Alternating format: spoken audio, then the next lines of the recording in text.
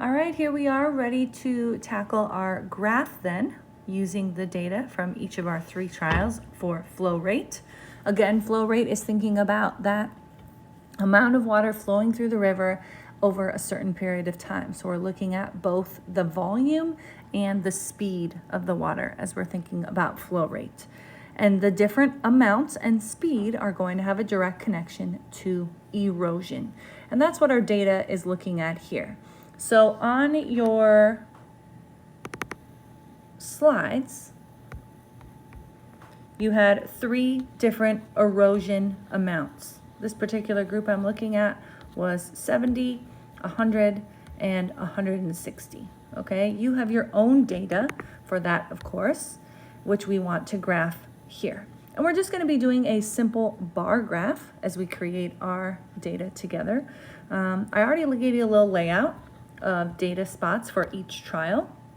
So we're just going to work our way up, for the bar. We'll put the number up here at the top, and we'll of course have 3 different bar sizes, but we do need some sort of scale over here. So that's what we're going to get set up first.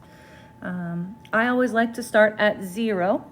So if your scale works and you didn't have any massive numbers of erosion, this scale I'm going to use might work for you. If needed, you could always start yours at like 50 and then work your way up from there. Okay, so you just have to kind of see what works best for your data. I'm going to go every one of these is 5, so I'm going to label every other. So I've got 10, 20, 30, and of course this is going to work for the data that was presented here.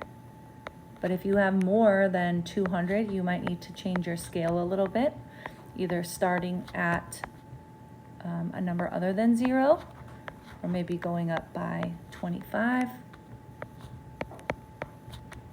Again, it just depends on your data. We always have to make sure that our scale matches the data or makes the data all available to be shared, right? I don't want to have any data going up here off my graph.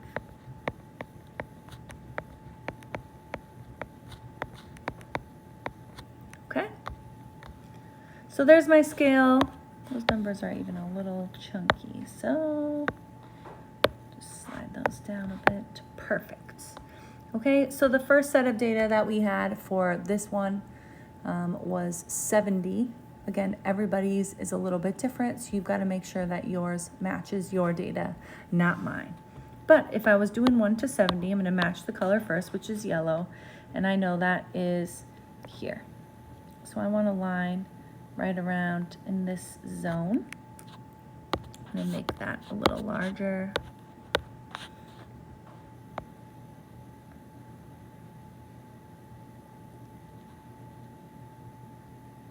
Ooh, not what I wanted. Okay, so I'm just drawing the bar.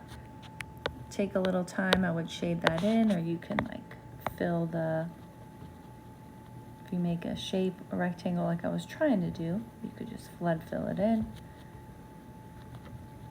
So there's my bar, and I do want to be official and record on top what that number is. And that number for erosion was 70 millimeters. So I want that to be easy to see. Now it's nice that it's an even number like that, but that doesn't always happen so often. Okay, and I would do the same thing then for trial 2. I would find the number, I would make the bar, shade it in, and record the number up here at the top. And one more time for trial 3, shade it in, number at the top. So that's my data section.